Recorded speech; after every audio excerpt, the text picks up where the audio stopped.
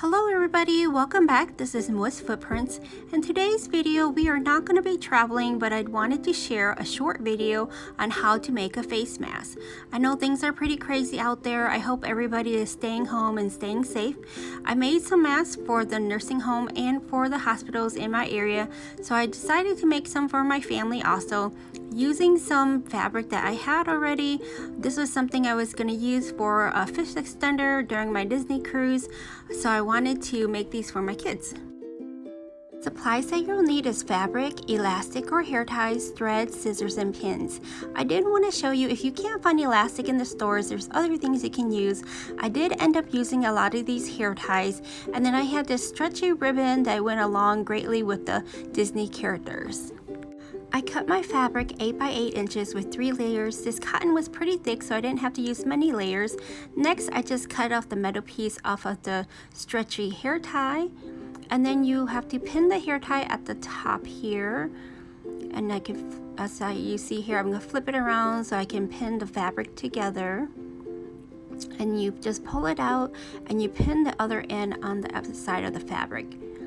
Then what you do is you just go ahead and sew that all the way across. Make sure you don't forget to backstitch right where the stretchy band is, because that's going to hold it in place better.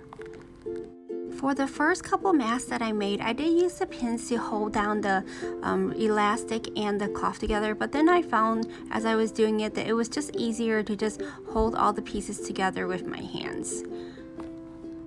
So now that I'm done all the way to the bottom, I'm just going to turn the fabric over a little bit so that I can start stitching right along the other side without having to cut the thread off.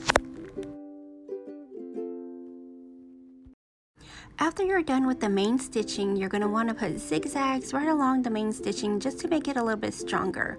And then you can flip it out and you can use a pen or a pencil to just point the edges through so that you have that really nice pointed corner there. Next, what I did was I went ahead and I sewed the bottom, which is the last piece that you have to sew on this mask.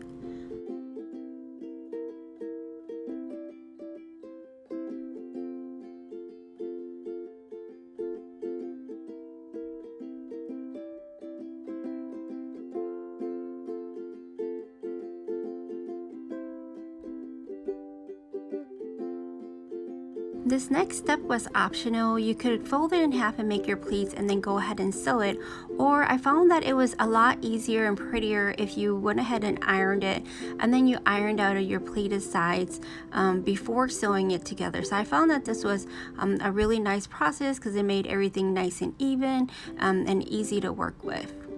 And then after you're done ironing it, you can go ahead and put pins where you think that you would need it. I've tried first on the sides here.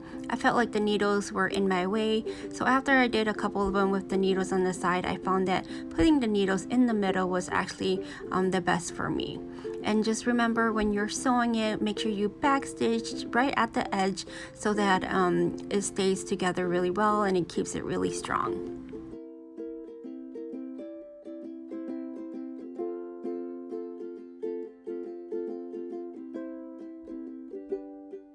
So here's the finished product, and it has 3 pleats, and as you can see here, my kids are modeling them here, and they do look a little bigger because these are made for adults. But to make child size, you just have to down the size to 6.5 inches or 7 inches and it will fit perfectly.